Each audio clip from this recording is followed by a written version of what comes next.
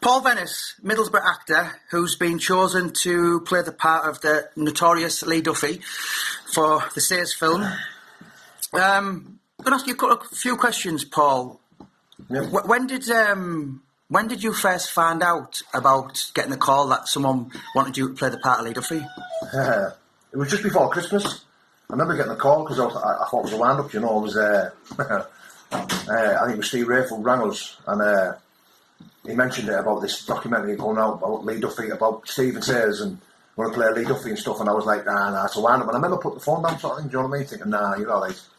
But sent us a message, said, no, we're being serious. So I remember ringing him back, going, look, you're being honest here. And what it was is I was friends with Jack and Tony Sayers, the twins, the young lads, and they told him about us, said, oh, we know a lad from South Bank Middlesbrough who would be perfect for the part. And right, so it was their influence, really? Yeah. Right. I knew him very well. I got to know him a couple of years ago, and I stayed in contact with him, and just said, you know, give him a bell.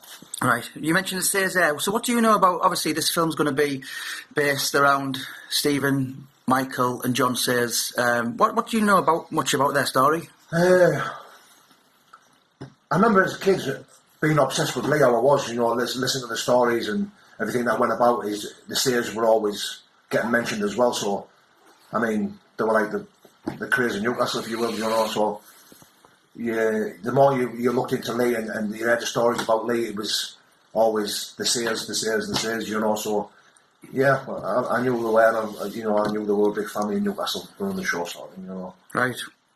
I think it's ridiculously ironic that you're a kid who grew up in South Bank, literally a stone throw away from Lee Duffy's family home. Yeah. I think obviously you've been a boxer yourself. You've been a bit of a fighter years ago.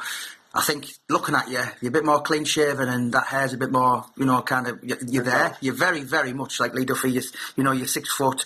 It is quite spooky, isn't it? But you actually met Lee when you were 6 years old, didn't you?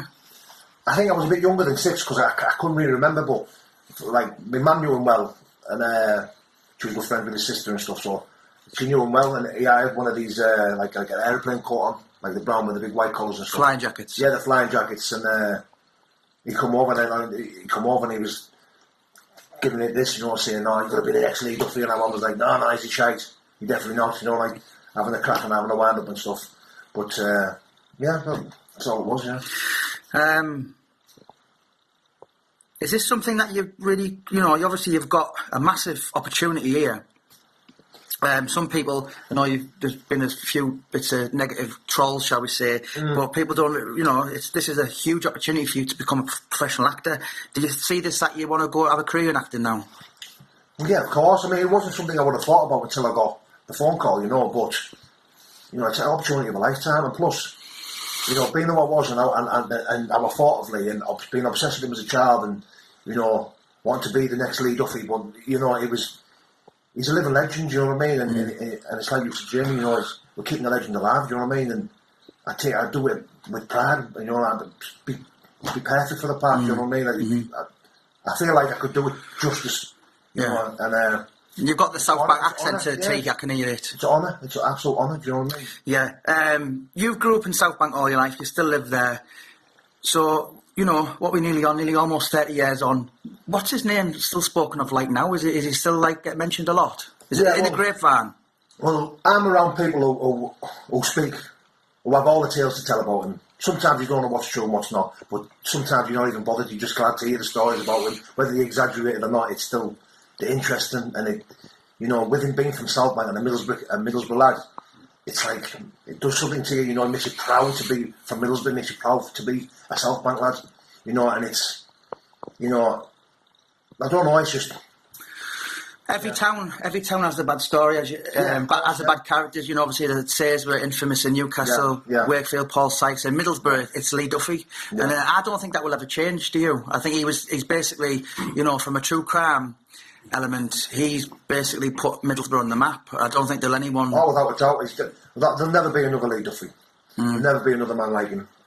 You know, it's the stories I've heard, and everyone who tells a story about him always says there'll never be another Lee Duffy. Always says that, you know, and it's in the area that he was born in. You know, I remember I always one of my friends who was about when he was about, and he's a good lad now, and he was saying he should have been born in the Roman times, where they put him in a big battlefield and just watch him fight. You know what I mean, with axes and stuff like that. You know, and it makes me laugh because he was blessed. You know what I mean? Yeah. And the directors behind this, obviously, it's Gary Fraser, who's won 2 BAFTA winning awards. Yeah. Steve Rafe and Stephen Sayers are going to be involved in the script writing. And, are you nervous? Have you been told much on what kind of, you're going to be Lee Duffy, so you're going to walk about shouting, now then, and do you know what I mean, kind of. But have you been told much? But you're just something I can tell by your body language, Paul, like you'd probably done for free. Yeah, I probably would have, because, it's a dream come true. You know, whether I'm doing it for free or not, it's still... You're right, Jamie, I probably would have done it for free, it's... Being obsessed with him, I was, and absolutely, looking up to him and admiring the guy that grew up in South Bank, and to get the part to play him, it's just a dream come true. Yeah, absolutely crazy. Yeah, it is. It's very sad that in death, for what he did in life, he achieved a lifetime of immortality. Yeah. And I think his name will be spoken about for many, many years. And as I sort of say to people are against me for doing the books, people will be against you for playing the part. But he's written his name in Middlesbrough folklore, if you like. And we're keeping it alive. And if you didn't do it, and I didn't write the books or whatever, then someone else would play you and someone else would have done it. Do you know what I mean? It's like you said there, if it wasn't me, it was going to be another man, do you know what I mean? So I'd be a fool to not take this opportunity, So. Yeah. And just give me the catchphrase, shout it out loud. Oi, oi. And the other words? Now then. Now then. Oi, oi.